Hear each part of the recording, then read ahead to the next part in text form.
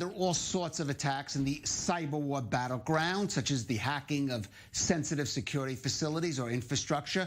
But it's also the target of fake social media activity designed to influence political discourse in and especially about the country. Now, the Ministry of Strategic Affairs has just released a report based on research between June and August that cites a spike in inauthentic Twitter activity during that period. It looked into 250 different Twitter accounts suspected of being bot or troll accounts. Nearly 70% of them were found to have been carried out inconspicuous, inauthentic activity, including put out thousands of tweets with hashtags like ICC for Israel and No to Annex West Bank. According to a statement from the ministry, the findings indicate an organized and coordinated effort to influence public opinion against Israel. As part of their campaign, anti-Israel activists are artificially inflating anti-Israel discourse on social media. Well, joining us now is Ben Moore, the chief strategist and spokesperson of the Ministry of Strategic Affairs that just put out that report. Ben, thank you for joining us. First of all, let's just say it's interesting because we usually hear more about, as I said, hacking attacks. We don't hear as much about these fake accounts, something more we hear more about in relation to the U.S., for example. So talk about why the ministry has decided to focus attention on this kind of activity. Well, I think it's important first to understand where the ministry is coming from. The Ministry of Strategic Affairs, led by our minister, Orit Farkas-Cohen, is in charge of fighting delegitimization against Israel. Now, that could be calling for the destruction of the state of Israel, as we've seen with Iran's leader Khamenei, or it could be boycotts, divestments, and sanctions, what we know as BDS. And these calls, this is all part of a system, whether it be, just this morning I was reading that Reuters put out a report on how the Iranians were also working with bots to attack Israel on different policy aspects. And so too here, that we also see that what we're pointing out here is a methodology. This is sort of the new avenue of attack to attack Israel.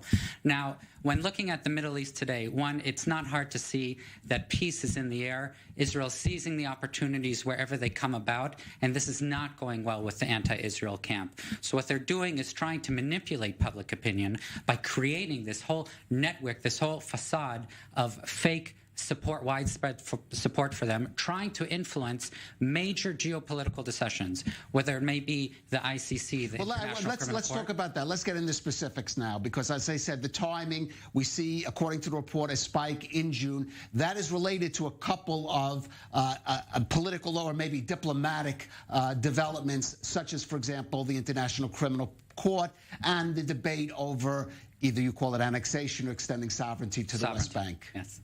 So talk about those specific attacks. So I was about to get to that, we started, this is a periodic report. This is the first one that we're going to do of it. And what we did is we chose summer, not by chance. There were two major events. As you pointed out, the ICC deliberations on Israel and the talks surrounding Israel's sovereignty.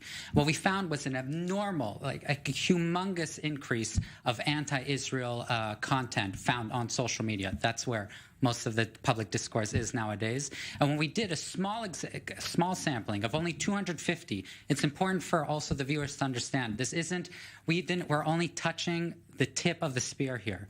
What we found is of these 70%, at least 21% of all posts that were about ICC against Israel using the hashtag, which you mentioned before, ICC for Israel, over 3,000 of the 15,000 that were posted were from inauthentic accounts, bots, trolls, whatnot. And this is the new tactic that they're using. Right. Let's get into the specifics about the inauthentic accounts. What are the hallmarks or the clues, the signs of an inauthentic account? Some are easier to spot than others, but we found that most of the profiles that were using these networks share some key characteristics.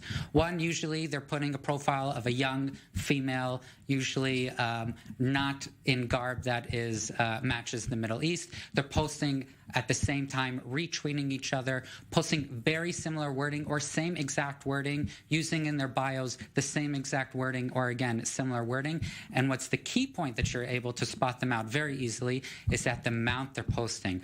There's some of these bots that are posting hundreds of times per hour, reposting things that me and you or any user, any person at home would be simply unable to do. I'm talking hundreds of tweets, 24/7, days on end, weeks on end, posting this anti-Israel content to change and manipulate public opinion and international opinion in these international bodies against Israel. Right. Now, you did mention Iran.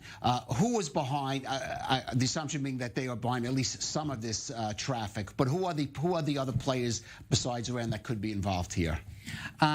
Good that you referenced it as could, because the report looked at what was happening. Again, this is just the first report, and this is the findings were not only shocking but also alarming to the extent they're going up to.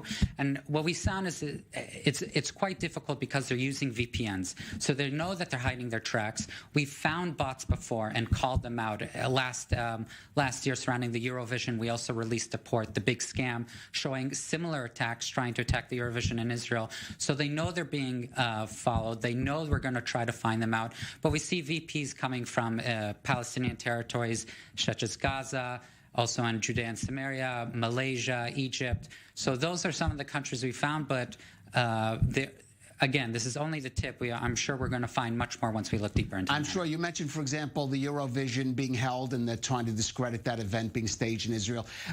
Looking preventively, can you anticipate certain calendar events where you might see some kind of activity?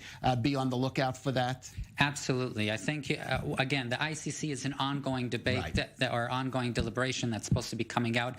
Anytime the UN gets together with normal Israel bashing, those are times. Anytime the peace agreements that we've had now, you would think that everyone would be happy for peace, but for Israel's detractors, peace with Israel is probably the worst thing that could possibly happen to them. And what's important for the viewers to understand is that when we found, just in our small sampling, 1 out of 5 people surrounding these events could be fake. So when you're seeing this huge mass of anti-Israel, knowledge is power. Use the knowledge we're putting out there and determine, is this real or is this fake?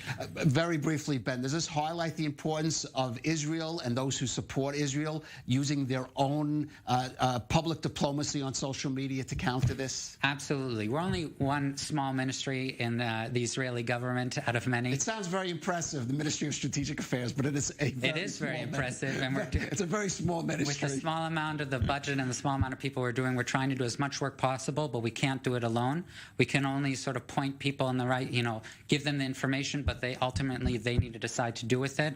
And I hope that they take this information and make the right call in calling out social media giants and people around the world that they need to get rid of this, stop calling for this genocide, anti-Semitism, and bigotry against Israel. Right. And that you're saying this also the day when those social media giants are testifying in Congress on other issues, but that's not for this segment. Ben Moore of the Ministry of Strategic Affairs, thank you for joining us. Thank you very much.